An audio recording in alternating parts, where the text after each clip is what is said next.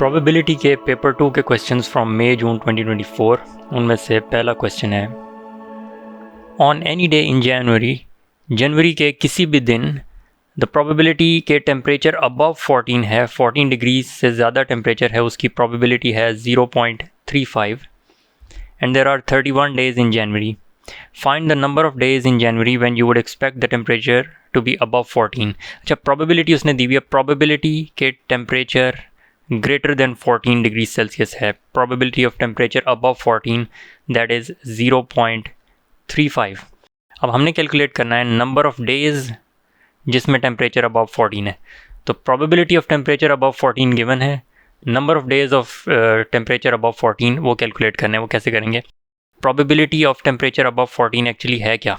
probability that temperature is above 14 degrees Celsius ये है number of days जिसमें temperature above 14 है, number of days when temperature is greater than 14 divided by total number of days.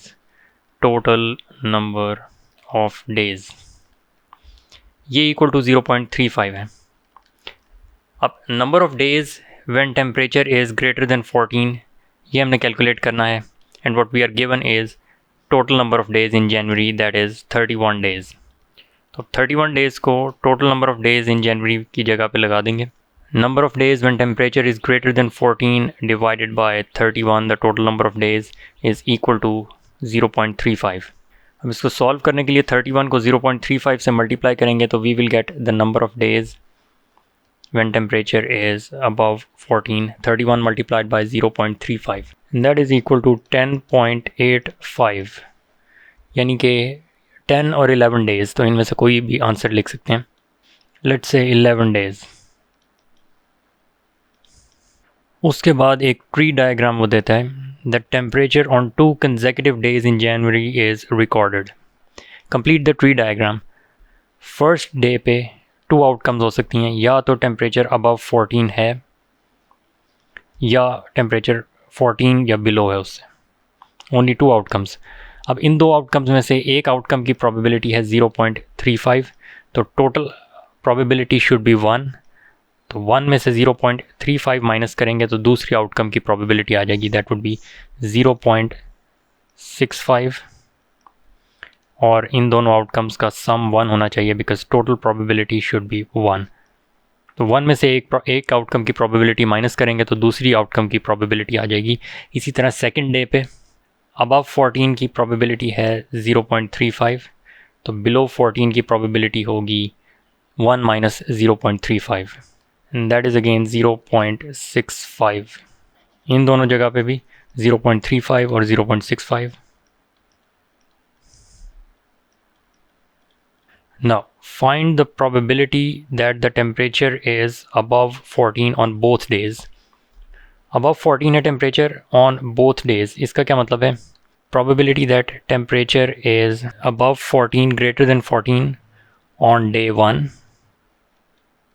And temperature is above 14, temperature is greater than 14 on day 2. तो temperature is greater than 14 on day 1, इसकी probability क्या होगी? 0.35. 0.35 and temperature is greater than 14 on day 2, इसकी probability भी 0.35 होगी.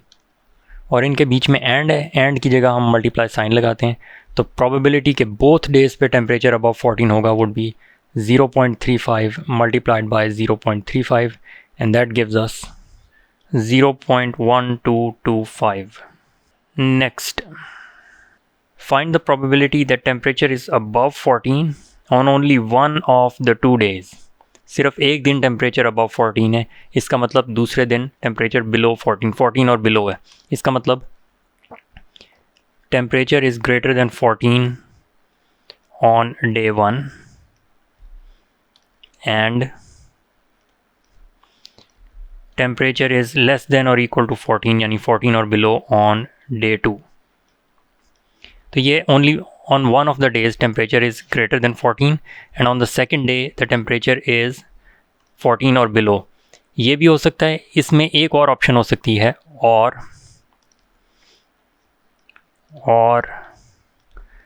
First day पे temperature below 14 है, temperature is less than equal to 14 और below on day 1 and temperature is above 14 greater than 14 on day 2।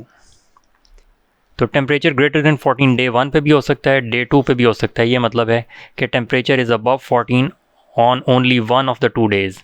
वो डे 1 भी हो सकता है, डे 2 भी हो सकता है। तो इसलिए और से इनको सेपरेट किया कि या तो डे 1 पे टेम्परेचर ग्रेटर दैन 14 है दिस, और दिस के टेम्परेचर ग्रेटर दैन 14 डे 2 पे है। दीज टू ऑप्शंस, और इनके बीच में भी एंड आएगा कि डे 1 पे टेम्परेचर बिलो 14 है, डे 2 पे अबव 14 है। तो अब पहले कॉम्बिनेशन की प्रोबेबिलिटी क्या होगी? Temperature is greater than 14 on day 1 0.35 and की जगह multiply sign. Temperature is less than 14 on day 2 0.65 इसकी प्रोबेबिलिटी है। इसी तरह सेकंड ऑप्शन कि डे 1 पे 14 और बिलो है, डे 2 पे अबव 14 है, इसकी प्रोबेबिलिटी क्या होगी? टेम्परेचर इज़ 14 और बिलो ऑन डे 1 0.65 इसकी प्रोबेबिलिटी है एंड की जगह multiply sign. Temperature is above 14 on day 2 इसकी जगह 0.35 ये इसकी प्रोबेबिलिटी है। अब इन दोनों आउटकम्स को ऐड करना है बिकॉज ऑफ और दिस, यानी कि दिस प्लस दिस, तो और की जगह प्लस साइन आएगा। 0.2275 और 0.65 इंटू 0.35 भी 0.2275 है and we will add these two probabilities and that gives us 0.455। अगला पार्ट कहता है 14 चिल्ड्रन का एक ग्रुप है, there is group of 14 children, total number of children 14 है। 8 wear red T shirts, okay, तो 8 रेड टी शर्ट्स हैं, 8 red T shirts. 1 wears green T shirt, 1 green T shirt है and 5 wear blue T shirts, तो 5 blue T shirts हैं। 2 children are chosen at random from the group. Find the probability that they wear different colored t-shirts. 2 children from the group select किए, उनकी T shirts different coloured होनी चाहिए। इसके क्या क्या combinations बन सकते हैं? We have red T shirt, green T shirt and blue T shirt. अब इसमें से जब 2 चिल्ड्रन सिलेक्ट करेंगे, one could be wearing red and the other could be wearing green, तो कॉम्बिनेशन हो सकता है कि फर्स्ट स्टूडेंट रेड वाला हो और सेकंड स्टूडेंट ग्रीन वाला हो, तो ये होगा red and green, red and green. और ये हो सकता है first student green T shirt वाला हो एंड सेकंड रेड वाला हो, ग्रीन एंड रेड। फिर उसके बाद क्या कॉम्बिनेशन हो सकता है कि ग्रीन और ब्लू, इसमें ये हो सकता है और first student green T shirt वाला है एंड सेकंड ब्लू वाला है, ग्रीन एंड ब्लू। और या फिर ये हो सकता है कि first student blue T shirt वाला है और ब्लू एंड ग्रीन। अब इसको मैं सेपरेट कर दूं अगर समझ में नहीं आ रहा। और सेपरेटर है इनका, और इज़ द सेपरेटर। तो first student red and second student green T shirt, और या फिर first student green T shirt and second student red T shirt, तो रेड एंड ग्रीन और ग्रीन एंड रेड। उसके बाद और ग्रीन एंड ब्लू और ब्लू एंड ग्रीन। ये डिफरेंट कॉम्बिनेशंस हैं 2 स्टूडेंट्स के। थर्ड कॉम्बिनेशन ये हो सकता है कि एक स्टूडेंट रेड टी शर्ट वाला हो, एक स्टूडेंट ब्लू टी शर्ट वाला हो, और इसके अंदर भी 2 कॉम्बिनेशंस बनेंगे। और first student with red T shirt red and second with blue, red and blue. और first student with blue T shirt blue and second student with red. तो ये क्या कॉम्बिनेशंस हैं? Red and green, green and red, green and blue, blue and green, red and blue, blue and red. और इन सब के बीच में और आ रहा है टू सेपरेट देम, इन सब की प्रोबेबिलिटीज़ को ऐड करना है। अब इन सब की अलग अलग प्रोबेबिलिटीज़ लिख लेते हैं। रेड की प्रोबेबिलिटी क्या होगी, रेड टी शर्ट्स वाले स्टूडेंट्स 8 हैं, 8 out of 14 total students. Green 1 student है जिसकी शर्ट ग्रीन है, 1 आउट ऑफ 14। ब्लू की प्रोबेबिलिटी है 5 आउट ऑफ 14। तो अब रेड एंड ग्रीन होगा 8 आउट ऑफ 14, एंड की जगह multiply sign, and green would be 1 out of 14, फिर और की जगह plus sign, green is 1 over 14, and की जगह multiply sign, red is 8 over 14, और की जगह plus sign, green is 1 over 14, and की जगह multiply sign, blue is 5 over 14, और की जगह plus sign, blue is again 5 over 14, and की जगह multiply sign, green is 1 upon 14, और means plus, red is 8 over 14, and का मतलब मल्टीप्लाई, ब्लू इज़ 5 ओवर 14, और का मतलब plus, blue is 5 over 14, and का मतलब multiply, red is 8 over 14. This will give us the total probability of this combination. लेकिन इसमें एक थोड़ा सा इशू है, क्योंकि पहली वाली probability देखते हैं। जब हमने रेड स्टूडेंट सिलेक्ट किया 8 अपॉन 14, तो 14 में से एक स्टूडेंट रेड सिलेक्ट हो गया। अब जब नेक्स्ट स्टूडेंट सिलेक्ट करेंगे ग्रीन, तो 14 स्टूडेंट्स नहीं रहे, they are total of 13 students. तो सेकंड वाले का डिनोमिनेटर दैट वुड बी 13, वो कम हो जाएगा, 14 की जगह 13। इसी तरह जब नई सिलेक्शन करेंगे हम, तो यहाँ पे 14 में से एक ग्रीन स्टूडेंट सिलेक्ट हो गया। अब जब अगली सिलेक्शन करेंगे तो स्टूडेंट्स 14 नहीं रहेंगे, ग्रीन वाला एक सिलेक्ट हो चुका है, टोटल नंबर ऑफ़ स्टूडेंट्स 13 हो जाएंगे। तो सेकंड सिलेक्शन का डिनोमिनेटर 14 की बजाय 13 हो जाएगा, because 1 student has been selected. अब वो दोबारा सिलेक्ट नहीं होगा। इसी तरह थर्ड सिलेक्शन जब करेंगे तो 1 green student has been selected, 1 upon 14।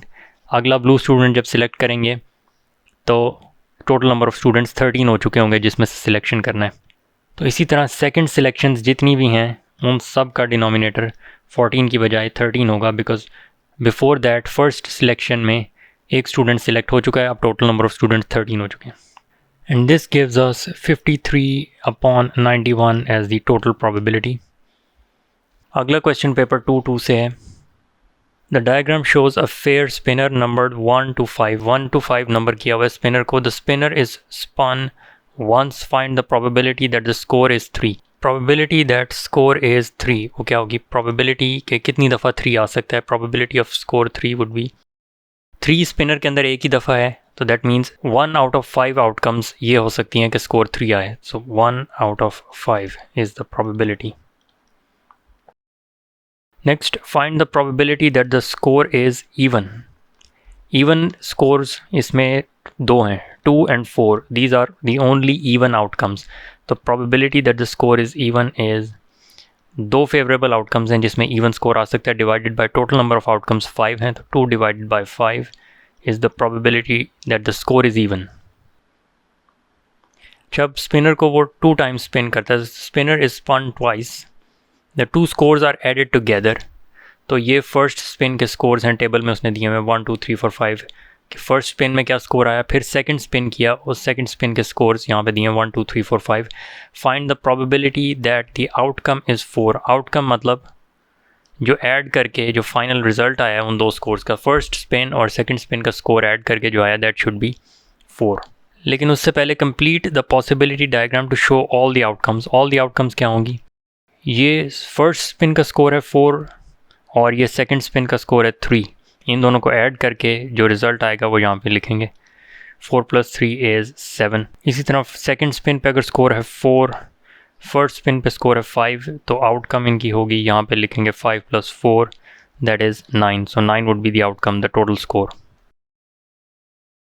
तो पॉसिबिलिटी डायग्राम कंप्लीट हो गई। अब find the probability that the outcome is 4। Outcome 4 है, इसकी 3 ऑप्शन है हमारे पास, ये वाली और ये वाली, ये 3 आउटकम्स इसमें से 4 हैं। और total number of outcomes would be 5 multiplied by 5.